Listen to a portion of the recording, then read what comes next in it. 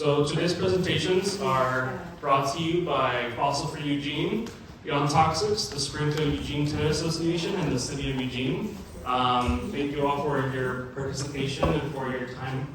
This is part of our Just Transition series, providing tools to BIPOC renters, low-income members of the community to transition to clean renewable energy. We talk about resources related to how you can save on energy bills as well as extreme heat and also mitigate the effects of extreme heat and extreme weather.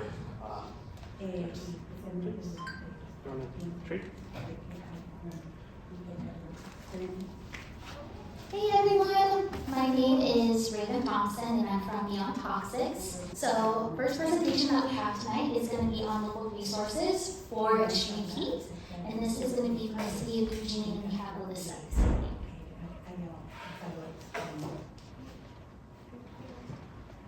Hi everyone, muy bienvenidos. My name is Alyssa Cody and I work with the City of Eugene Sustainability Program. And I'm excited to share with you all some of our local resources that we have to offer you here in Eugene. But before we get started, we want to get a better sense of who is in the room. So if you can raise your hand if this applies to you. How many of you live in Eugene? Perfect. How many of you rent your home? How many of you have kids living with you? How many of you have a senior or someone over the age of 65 living with you?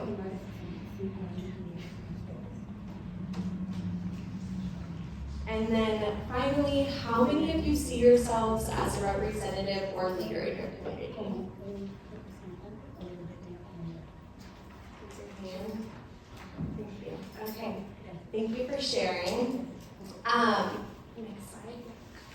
So extreme weather in Eugene and across the country is becoming more common in the form of droughts, wildfires, hotter summers, and this is a result of our changing climate, especially more carbon emissions from burning fossil fuels. And these higher heats lead to higher energy costs, threats to your safety, and negative health impacts. So another quick show of hands, does anyone in the room not have air conditioning in your home? Does anyone in the room have a hard time keeping smoke out of your house when there's a wildfire?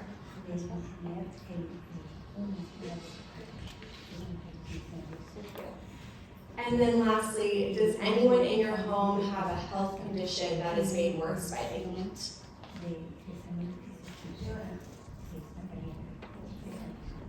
So these are all just some of the ways that folks in Eugene are impacted by this higher heat. So I'm going to talk to you all about where to go, how to protect yourself and your family, and your community. So where to go? First, if you struggle to stay cool in your home, whether it's without air conditioning or maybe not great insulation, sorry, next slide. This map, a little blurry here, but we do have some pamphlets in the back with a more clear version. These have a map of all the cooling centers in Eugene and Springfield. You can scan this QR code with your phone. I don't know if it'll reach from there, but definitely grab one of these for more information. There are 6 community pools and 5 different splash pads around the community that are a great place to use, as well as several buildings like community centers, churches, libraries, government buildings, where you all can go if you don't have access to air conditioning and need a place to cool off. And then finally, there are a couple of free fridges in the community where they're often stocked with cold beverages, food. So those are also on that map so that you can access those. Next, staying in the shade is obviously a great way to get out of the heat if you can't get indoors, somewhere cool. Right now, the City of Eugene is prioritizing more tree plantings across the city to increase our tree canopy. And we're prioritizing neighborhoods right now that have the least amount of tree canopy. So that's the Bethel neighborhood, downtown, as well as across our public streets. For those of you who own your home, consider planting more trees, or if your landlord is willing, planting more trees can help keep your energy costs down by keeping your home cooler. You can also volunteer with Friends of Trees in the City of Eugene's parks and open spaces if you're interested in getting involved in planting trees. So next, we encourage everyone, again, to scan this QR code. You can probably Google it as well, but Lane Alerts is a local resource that if you sign up, it'll send you alerts for any extreme emergency event, such as heat warnings, wildfire evacuations, and let you know where those designated shelters are. And then finally, here is a map of the emergency water stations across Eugene. So if there's an emergency that contaminates Eugene's water supply, these are spread out all across Eugene so that folks ideally within a walking distance, some are a little bit further, would have access to fill up clean water for everyone in your family. So again, those are only activated if there's an emergency. So now a couple of things to better protect you and your family. So there are a lot of if you go to the next slide, a lot of these appliances here can help keep your house cool and keep wildfire smoke out. But certain upgrades are needed often to make your house more efficient with this work. Insulation and electric heat pumps are probably the most efficient energy upgrades you can make, but those can be costly upgrades. So we will in the next slide talk about some lower cost options, but we did want to make you aware that EWEB and Springfield's utility board does have, as well as some federal and state incentives, are there to provide opportunities for you all to access these kinds of upgrades at a lower cost. Sorry, if you go back one slide. So a couple of other things that will help keep your home a little bit cooler is installing weather stripping on the windows and doors to help prevent heat from seeping in, as well as wildfire smoke. You can also get a portable air conditioner and air purifier, which you can take with you if you're like me and you're renting, you don't want to make big investments, those things can come with you when you move. We do have an air purifier back there that we'll be giving away tonight. So if you come talk to us after the presentations, we can enter you into a raffle to win that, and someone will take that home tonight. And then finally, I wanted to share with you about the Home Energy Score program. So a lot of these improvements can be overwhelming and it's hard to know where to start. A home energy score is where an energy auditor will come to your home and look at your appliances, your insulation, your water heater, and other energy features. And then they will produce a home energy score report. You want to go to the next slide? What is it? Home energy score program? So a home energy score, it's like an auditor will come to your home and they'll take a look all throughout your home at your insulation, your windows, what kind of appliances you're using. And then they'll provide something like this that gives your home a score saying how it ranks as far as energy efficiency goes. It will tell you how much you're spending on energy every year, and then it will tell you some options to make upgrades to hopefully cut down on that energy and those costs as well. And so this is free for all renters in Eugene and low-income homeowners through EWEB and the University of Oregon. They train students to come out and do this in your home. So again, we'll have more information back there, but if you'd like, you can scan this QR code and access that. You can sign up and they'll come out to your home and do that for free. If you are a homeowner and you don't qualify for the low-income, Earth Advantage also offers them at a low cost. Okay, so another couple of questions for you all. How many of you have your energy bill lumped into your monthly rent payment? I'll set that up. Yeah, if your energy bill is lumped in with your rent payment, so you pay that at the same time.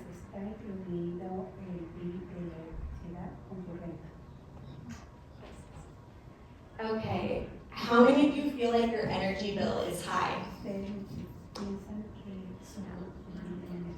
Now raise your hand if you did not know what your energy cost would be before you moved in. Raise your hand if you'd like your landlord to make improvements to your home. Okay. Last one. Raise your hand if you are concerned that improvements might mean your landlord would raise your rent.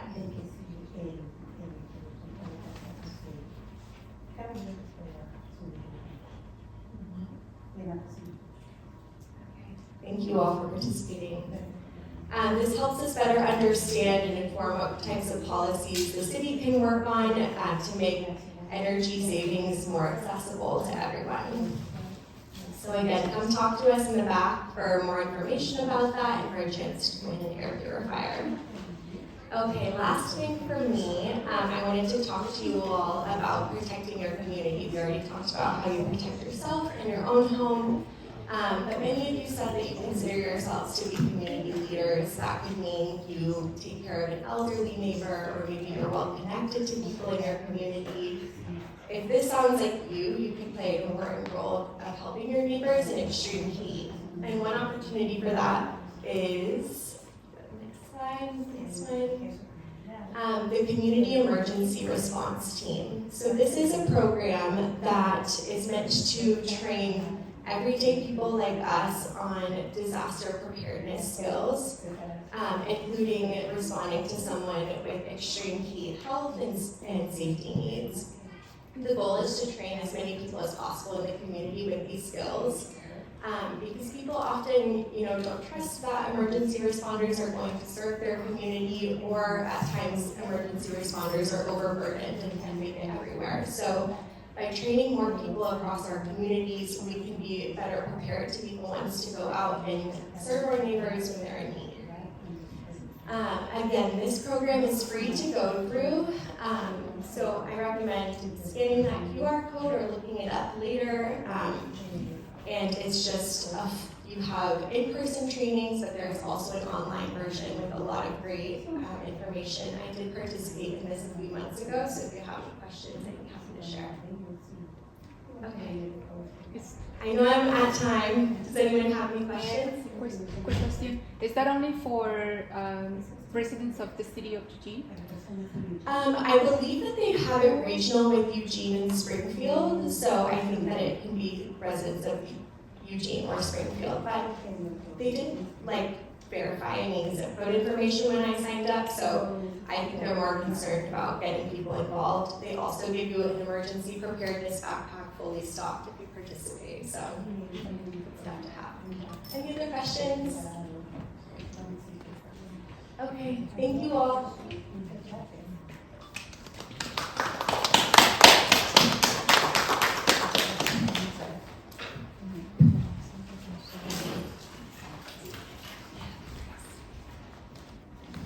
Okay, thank you so much. Can everybody give a round of applause to our first speaker? Thank you so much, Melissa. And the next speaker for today is Jocelyn Mansell, who will be talking about the health impacts of extreme heat.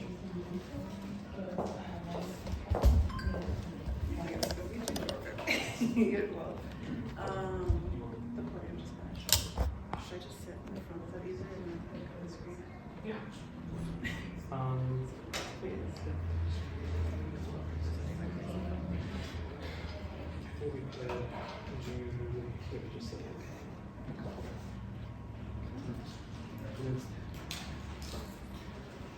Can everyone hear me okay?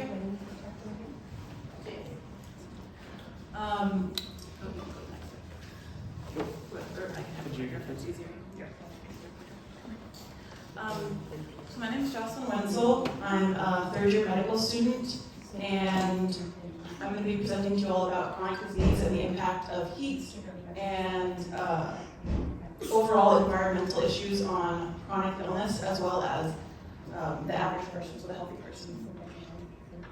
And if at any time it becomes hard to hear me, please just raise your hand and I can see you.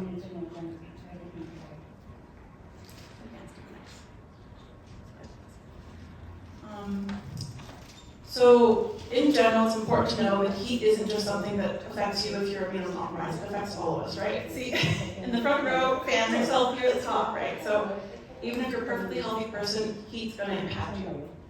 But it can also cause flare-ups in chronic illnesses, such as rosacea, lupus, rheumatoid arthritis, things like COPD. So if you all know anybody that has asthma or COPD, chronic kidney disease, as well as hypertension and diabetes.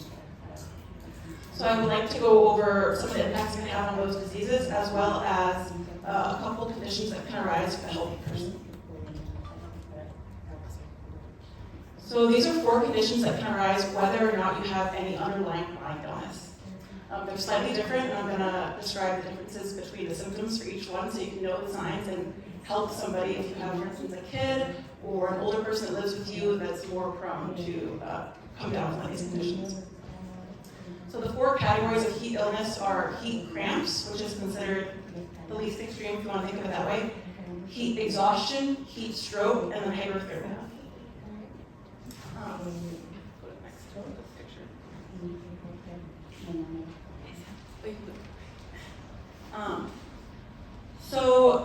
Heat stroke, as you can see on the left of this diagram, involves symptoms such as a body temperature above 104 degrees, pounding headache, so that might cause dizziness, lack of sweat. So in other words, when you're too hot, your body will stop sweating. So I think we look at people that are pouring sweat, we think that person's super warm, but actually what will happen is if you get too hot, you'll stop sweating altogether. So your skin can become clammy, cold, or it'll stay the same temperature and just trap the heat, but you won't continue to cool down by sweating. There's a body's mechanism to cool us down. You can also have hot red skin, loss of consciousness at the worst, and then confusion and rapid heartbeat. On the other hand, heat exhaustion, which is a little bit less extreme, they'll have excessive sweating. So that's the step right before heat stroke. So someone will be pouring sweat. They could have vision changes, so double vision. They could have trouble focusing. So in other words, things will become blurrier. So their eyes won't be able to focus the same way. And then nausea, vomiting, and diarrhea, muscle or abdominal cramps, dizziness, which would also occur in heat stroke, but it's going to be a little bit less severe as what you have in heat stroke, extreme fatigue, and then fainting. In addition to heat stroke and heat exhaustion, you can also have what's called heat cramps and hyperthermia, as I mentioned.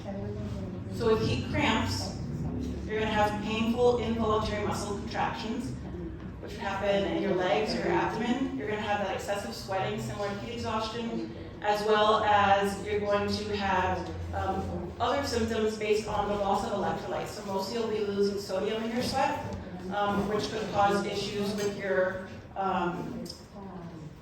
blood pressure, and as well as issues with your level of consciousness. You can also have, besides the muscle spasms, muscle twitches. So muscle spasms, like a cramp, a muscle twitch. If you've ever seen, after somebody lifts really hard, you can see fasciculations in their muscles. So it's like uncontrollable shuddering of the muscle, right?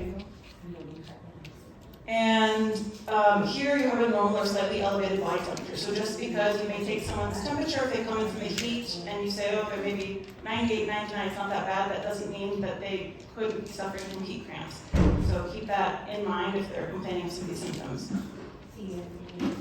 At the other end of the spectrum is hyperthermia. So that's the worst condition potentially. And that involves, at the mildest phase, heat cramps, but also heat edema. So you'll have fluid buildup in your extremities. So if you know anyone that has high blood pressure, diabetes, and renal issues, you may have seen their limbs will swell. So that's what edema is. You have liquid pooling in your feet, pooling in your extremities. At the moderate level of hyperthermia, you can get heat exhaustion, and then severe is heat stroke, but also, so it's kind of a synonym, but it's hyperthermia is like the medical term considered a little bit worse than heat stroke. And it's important to know that some of you out here can be more prone to this than others. So risk factors for coming down with hyperthermia would include inadequate hydration. So if you're somebody that works outside a lot, or you're just not good at drinking water, I know if I don't put something in my water, it's not super exciting.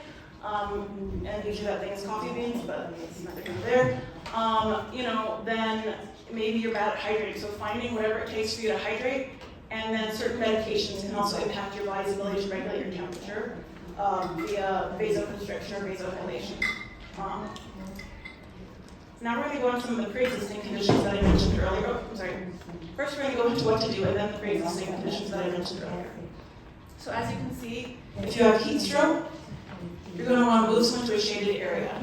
So this is a more gradual treatment than the other one. So move them to a shaded area indoors, soak them with cold water. Don't give them oral fluids if they're confused. So if somebody's confused, that suggests that they've lost too much fluid or electrolytes.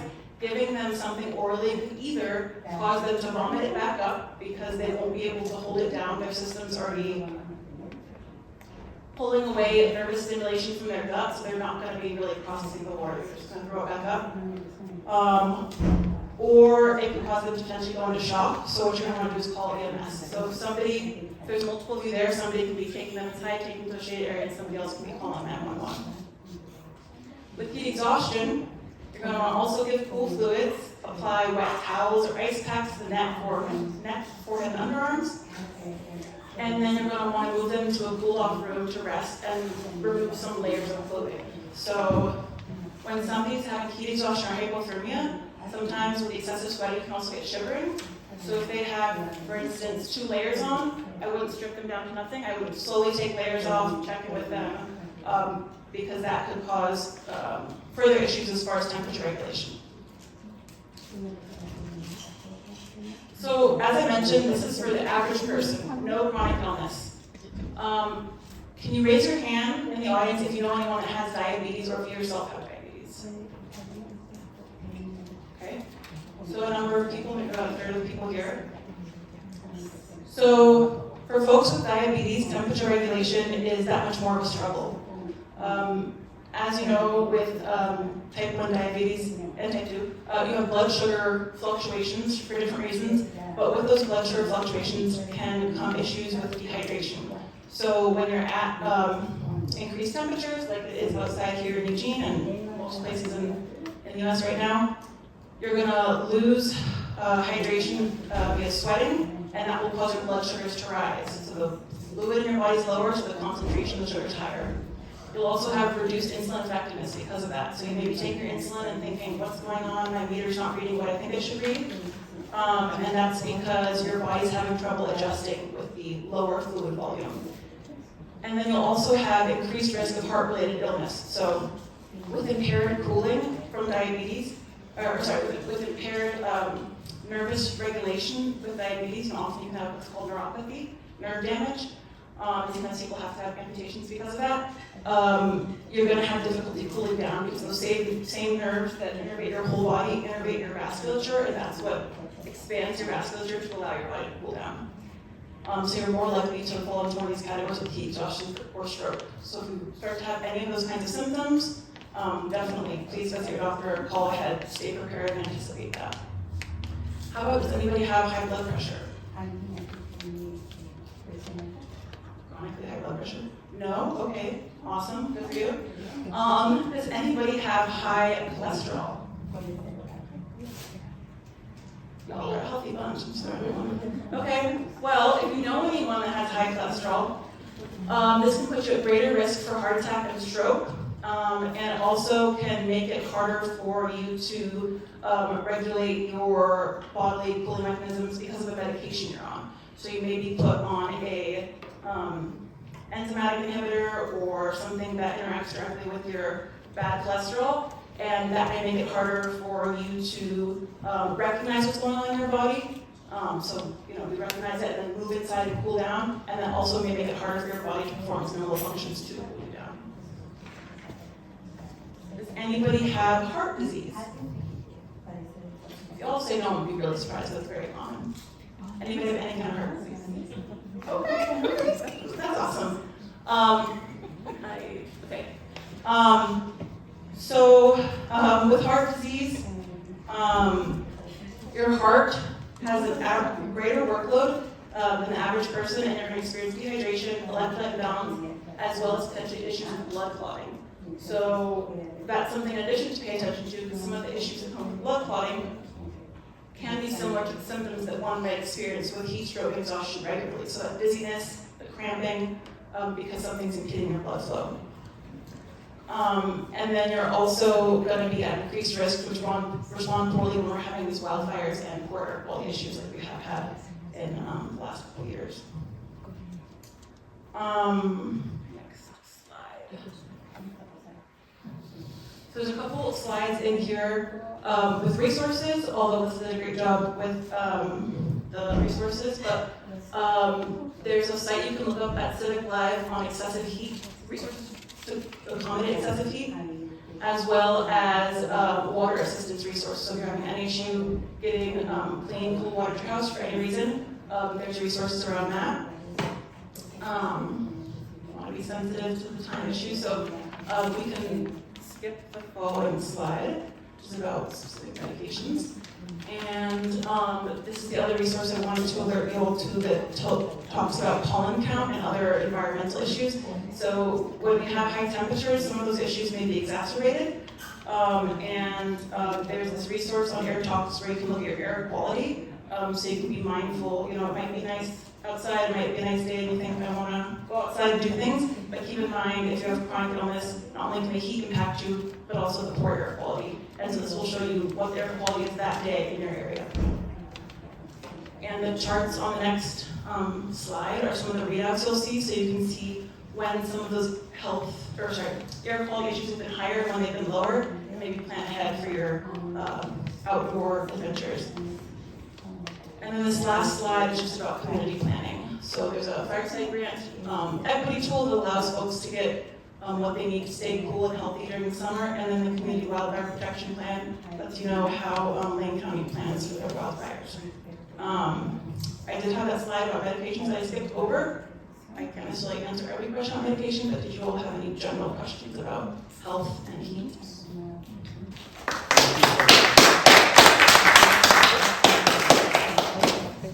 Without further ado, we're going to transition to our next speaker, which is Mason Leibitz from Beyond Toxics, who will be talking a little bit about the health impacts of gas stove appliances.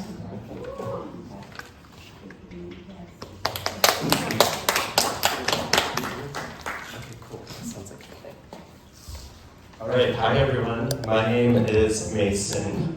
I work at Beyond Toxics for the last few years, and towards the beginning of my time there, I got to do a really cool science study where we went in and measured air quality through the use of gas stoves. I'm kind of curious, does anyone have a gas stove? I know I do.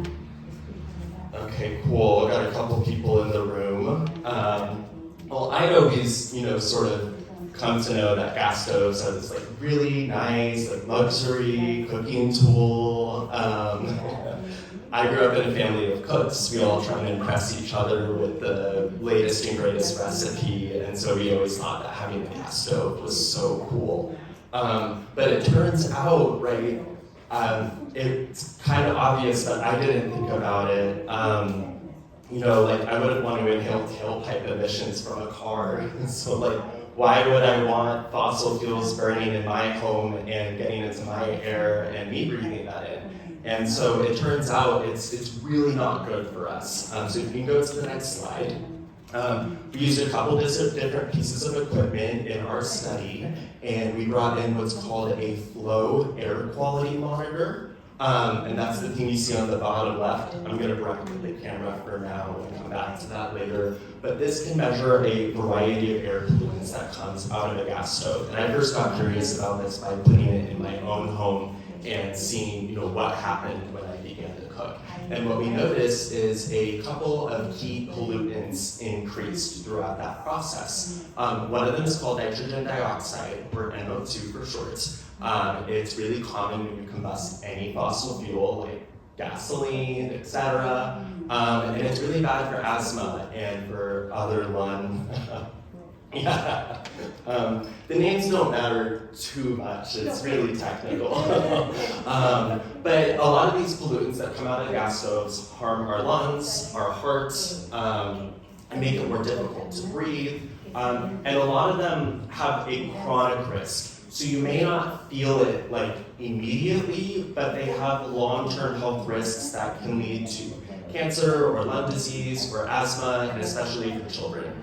So, we found by going in and cooking spaghetti and meatballs and some roasted broccoli with people that consistently across the board we saw nitrogen dioxide and other pollutants reach levels we know cause asthma, right? So we know this is really bad for us, but we often aren't aware of it due to an extensive media campaign by gas stove companies, but that's a story for another time.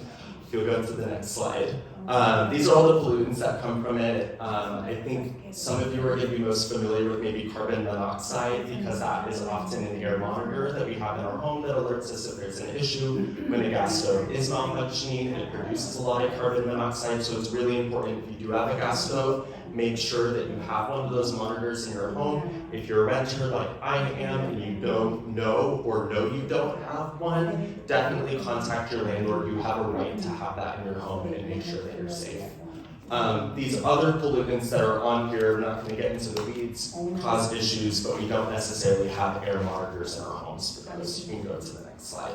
So essentially, what happened over our time in cooking spaghetti and meatballs in 17 homes is we saw that there was this consistent increase in pollutants that are unhealthy for everyone. And if that level of pollution is taking place outside, the Environmental Protection Agency or the Oregon Department of Environmental Quality would flag that as a serious issue and need to do something about it. But in the US, there are no laws guiding indoor air quality. So it's really important that we know about this and take action to do what we can to mitigate it.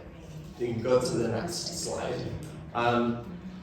Essentially, in every single home with a gas stove, we saw really unhealthy levels of pollution. So I think I've harped on that enough. Really, I think there are a number of things that you can do to reduce that outcome. So one of the things that I do is I always open a window whenever I'm cooking with a gas stove, unless it's hot out. I kind of risk it then because I want to stay cool. But when it is a nice temperature out or it's during the winter, I'll usually open a window and I'll turn on the vent above my stove. And that will create a cross breeze, so you'll have fresh air coming in through the window, and then you'll have the bad air going out the stove. It's really important that you turn it on before you start cooking, just a little bit before, and then keep it on for a little bit after cooking, and that will make sure a good amount of this gets out of your house. You can open a couple windows and put a fan in front and create a cross breeze and allow just the air to freshen up your home. The other thing I've seen a lot of people do is they find creative ways to avoid using their gas stove sometimes. So they might boil water in a kettle before cooking pasta or rice, etc. Or they might use a toaster instead of their oven for something like that. I'll let you all know that I found that ovens are really a whole lot worse than this stove. Whenever I turned on my oven and I saw my air monitor, it was always way worse than my stove. So I found ways to avoid that. Especially if I have someone in my home who I know has asthma or something like that, I really try and take steps to keep them safe. And that's kind of a lot of the things that we can use. It's something to be aware of if you're ever looking for a home to rent. That can be a nice bonus. It has an electric stove. I can avoid that type of exposure. Or if you know someone in your home is really sensitive to this, there are induction burners that you can plug into your wall and just use that on your own, and you don't even have to use your gas stove. And so I know we'll be having other events like this in the future, and we'll have a few of those to give away at some point. So stay tuned for that, and maybe there's an opportunity for that. But that's really all I had to talk about today. So if there's any questions, feel free to ask them or come up to me later and we can chat. Oh, great question. So I don't know if you've ever seen like a stove that there's like electric stoves which have like the burn coils around them, and then induction stoves look exactly like that, except they have like the smooth, flat top. Both of them work great. Both of them avoid the same amount of air pollution, but you can only usually find like plug-in induction stove burners. So if you've ever seen like a single burner, I used to work in a kitchen. We had that to make our soup or our eggs, and we just plugged it into the wall because we didn't have a stove. So that can be a good thing to use. We can skip all this. Cool, and I think Zach is going to take it away.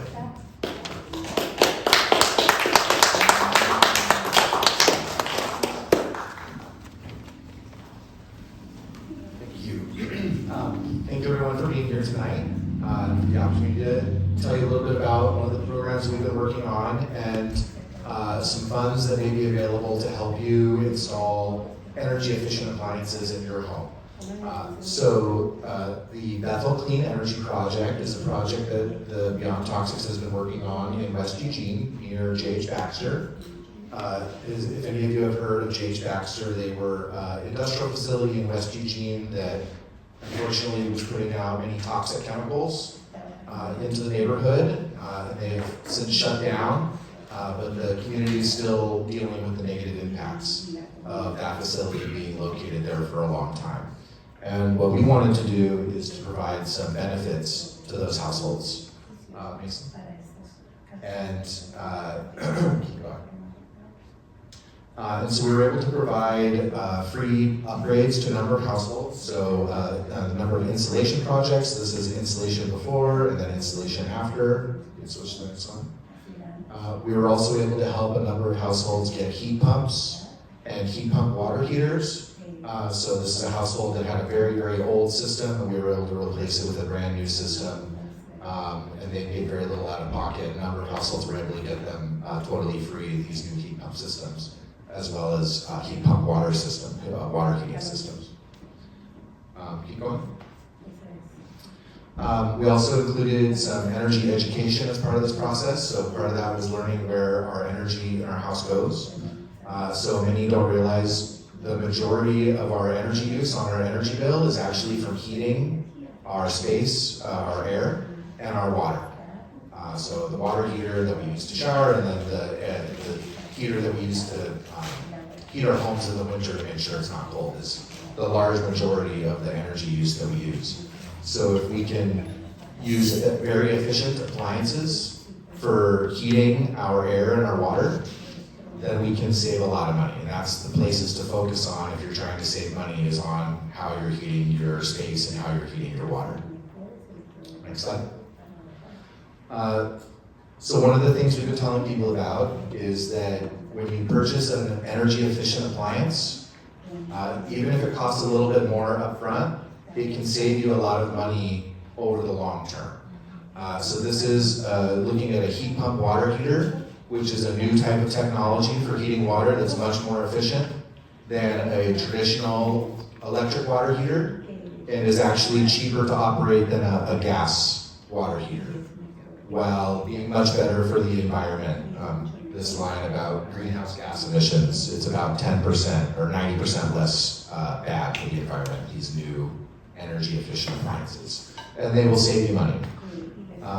And as we'll get into in a moment, there's money available from eWeb and from other sources to help you install these types of energy efficient appliances that can then save you money. So there are many different projects with available rebates and money that you can get. We're going to focus today just on the ones that are highlighted. So I mentioned heat pumps for heating the space and the air in your home, heat pump water heaters for heating the water, and insulation to keep the hot air in or out. If you are considered low income by eWeb and other places, then you can get higher amounts of rebates, more money to help you with your project than if you're a higher income household.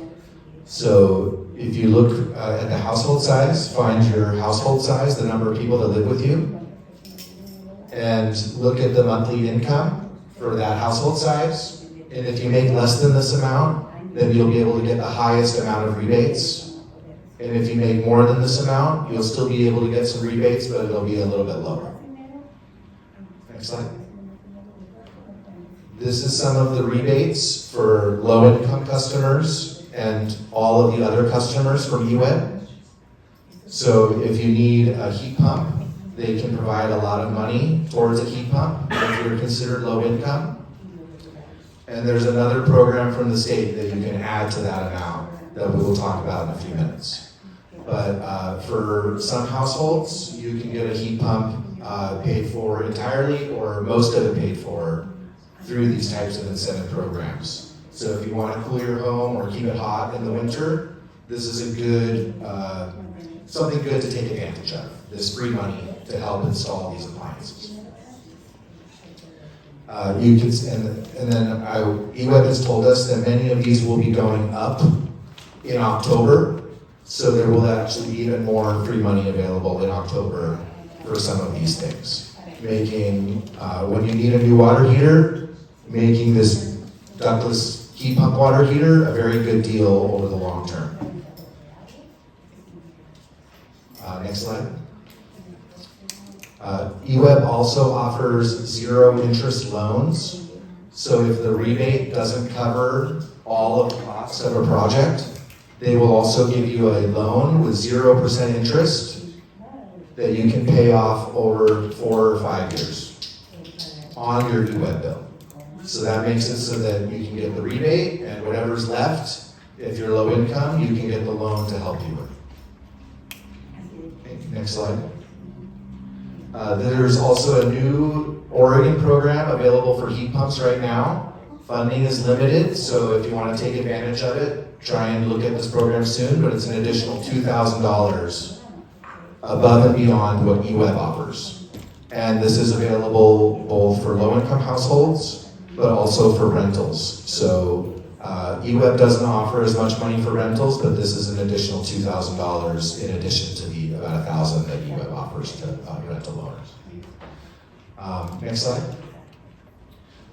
So as I mentioned, we've been doing this work in the Bethel area to help low-income households connect with, get energy-efficient appliances installed. We're going to be trying to expand that work to all of West Eugene soon. And we've got some funding to help a number of households get water heaters and hopefully also to get heat pumps 100% paid for. So if you're in need of a installation, a water heater, or a heat pump for heating and cooling your space, come see us at the back and sign up, because in a few months we'll be able to help a number of households, and if you have a higher need than other households, then we will try and prioritize you for benefits. Last slide. Any questions? I have one. Yes.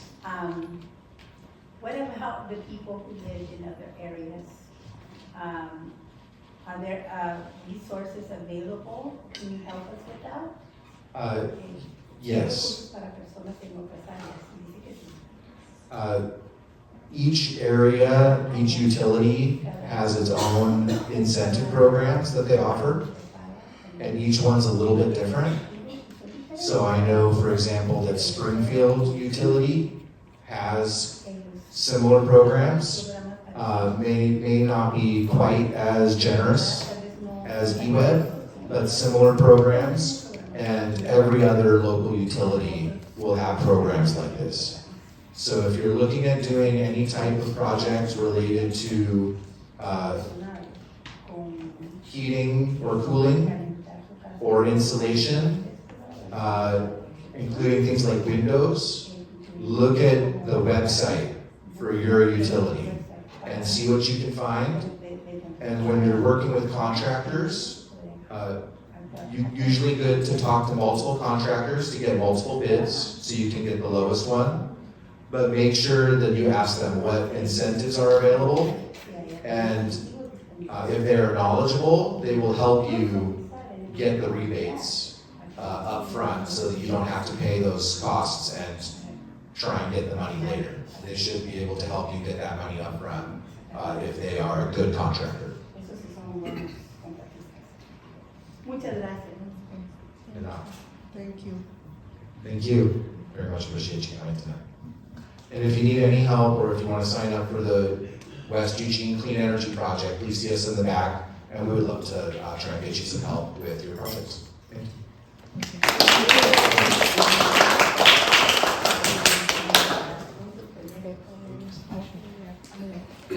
Thank you so much.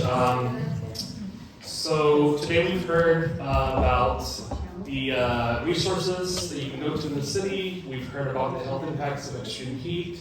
We've heard about weatherization programs locally that you can access through your utility program, as well as the dangers of gas stoves. Our last presentation here is by Tim Morris with the Springfield-Eugene Tenants Association, who will talk about some of our rights as it relates to cooling.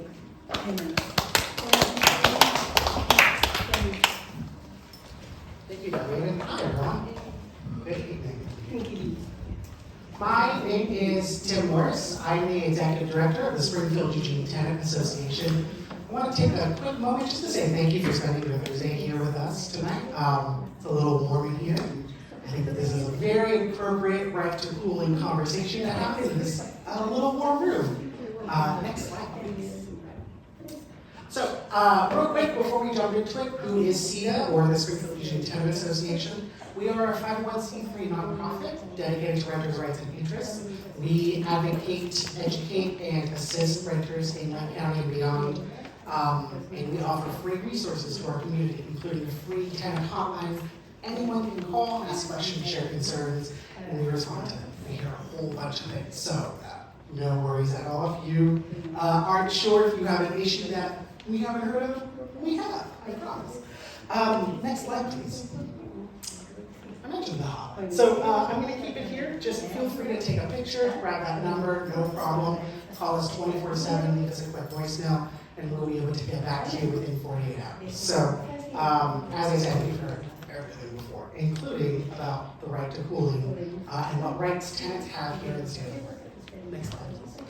So, before I jump too deep into it, I'm going to explain an industry term called habitability. And I'm going to use this word a lot. And what does habitability mean? Really what it means is just how livable your home is. So is it meeting your basic safety and health standards? Things like if your roof collapses, is that habitable? Probably not. So it's one of those moments in the law that is an oh duh, of course, kind of terminology. So next slide. So here we have the minimum habitability standards in the state of Oregon. And you'll see things like weatherproofing, you'll see things like plumbing, you turn on your sink and water comes out. An oh duh moment, of course. Security, electrical, things along those lines. And if your landlord is supplying your appliance, then they have to keep it up in good repair. I'm going to pull out two specific things here. One, I always want to mention in this conversation, for habitability standards, pests, including rats, are not one of the minimum standards. And so landlords do not have a state requirement to prevent pests in your home. They have a lot of other requirements, and so it's definitely something good to follow up on, but we always get calls about rats and pests and other things like that in your home, and so there are other rights that you can access for that. And based on today's conversation, you may notice something is missing, including UC heating, but not cooling. So a minimum standard here in the state of Oregon is cooling is not a minimum habitability standard yet. So keep an eye out. Next slide, please.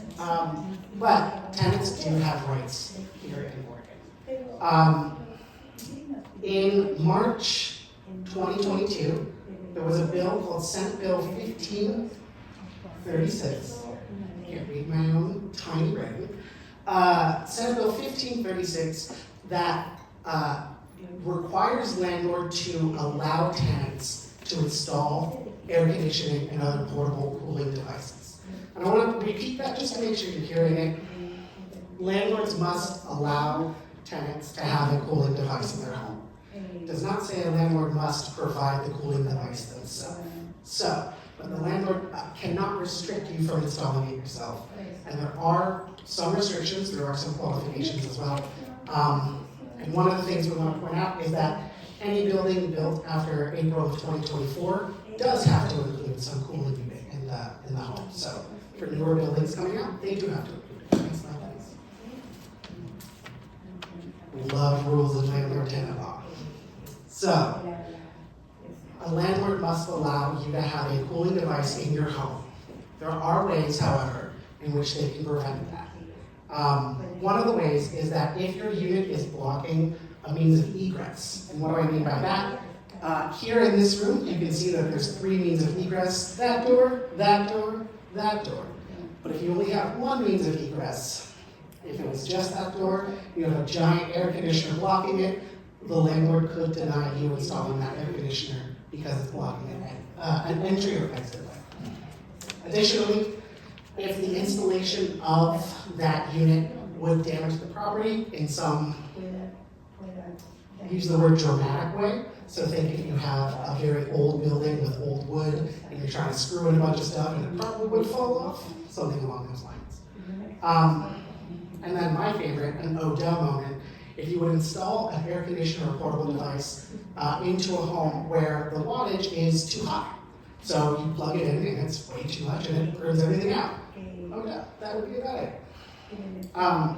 Additionally, in the law, landlords can require that the landlord themselves install that unit, that the tenant pay an installation fee, that a cooling, that once a unit is installed, they issue an inspection to see the installation of that, whether or not they built it, and then also that the tenant may remove it from October 1st to April 30th, so during the cooler months. These are all the rules that landlords may require. They do not often, but some may. Next slide, please. So, I'm going to explain another interesting term here, reasonable accommodation. So if you have a disability or you have a reason for certain things in your unit to exist, but that might not seem common, you can apply for a reasonable accommodation or submit a reasonable accommodation form.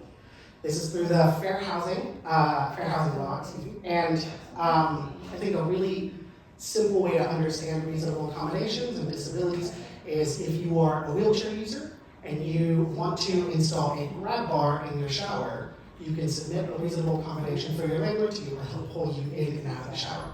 That's one of those things that you can do. So if you have a disability that may be affected by temperature or you will cause unnecessary harm, you can submit a reasonable accommodation to have a cooling device implemented, even if it didn't meet some of the earlier rules. And then additionally, I mentioned earlier at the top, if a landlord has an appliance in the home themselves, so a refrigerator, an oven, anything along those lines, they themselves have to make sure it's in good working order. They can't require the tenant to, if the landlord was the one to install it. Next slide, please. I thought I deleted this slide. Interesting. So, in the law, there is the specific habitability standards that I mentioned. It is, can you go back? It is under ORS 90.320.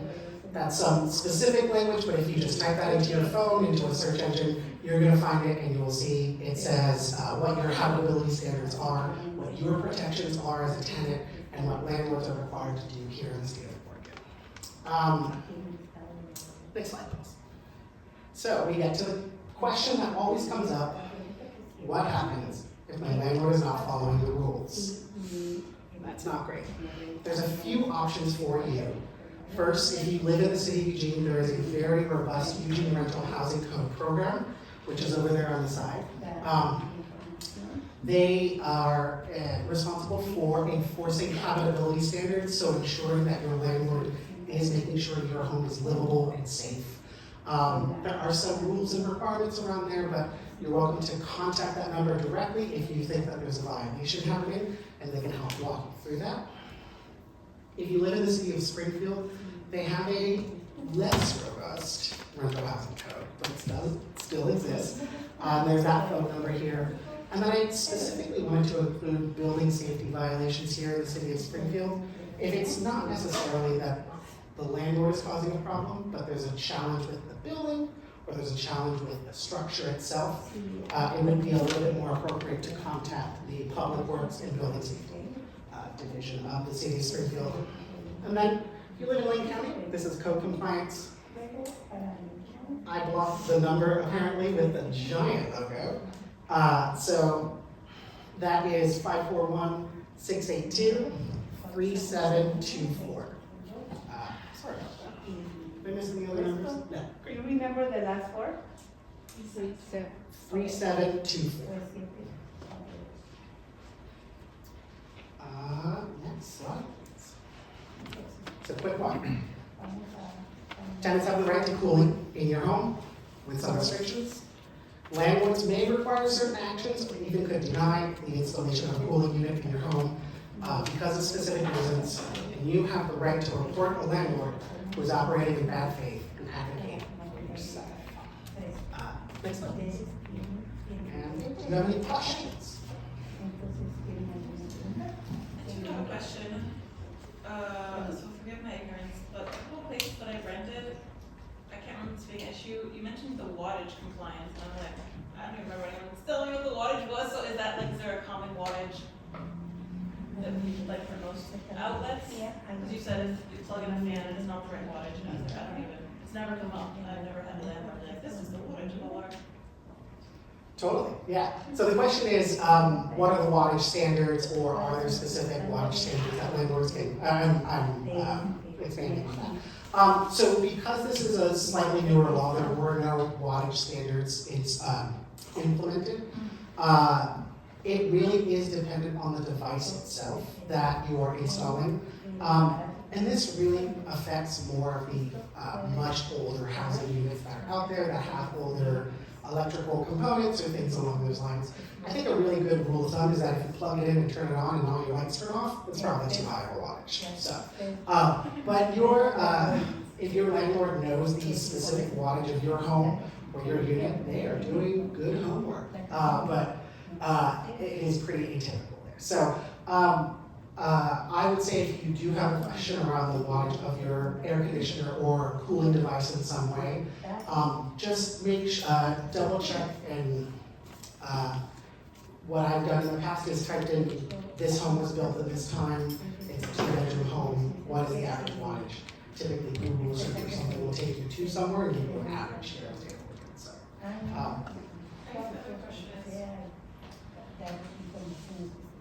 Everything happening right now on a national scale that is scary and political for people that have issues where they want to report an unfair housing environment. Who all is involved in that reporting process? And are there ways to, like, do you have particular lawyers or something you work with, or advocates that you work with, for people that are concerned that if they report, they will either be retaliated against or cops will get involved, and for whatever reason, whether it's prior legal history, citizenship, whatever, if they don't want cops to be involved, what would you recommend? absolutely. So the question is, we're living in a time in which it could be a danger for folks to contact authorities or report landlords who are bad actors in the community. First of all, the minimum habitability standards that I mentioned at the top, that's a requirement regardless of if that's in a rental agreement or not. Landlords have to follow that. And if they do not, if you have something that's breaking, if you have a lock that's broken on your front door, if you have a window that's busted out, the landlord is not repairing it, they are breaking the law themselves. We work with the Oregon Law Center and Access the Law, two local organizations full of lawyers who especially work with low-income communities. We specifically, in the state of Oregon, we work within the sanctuary state law here. So if you are someone who is reporting something and you're a little nervous about having that police come or something along those lines, that cannot be reported outwards, and there are lawyers with BCOU and other organizations that can help address this. And then finally, what I will say is just in my professional experience, I've been doing this about 6-7 years. I think only once have I ever heard of a person who had a maintenance issue, something was broken, the landlord was not responding, and the police were involved. So it is pretty atypical. Here in Oregon, we have rights, and it's also a right that we can exercise those as well. Thank you all so much.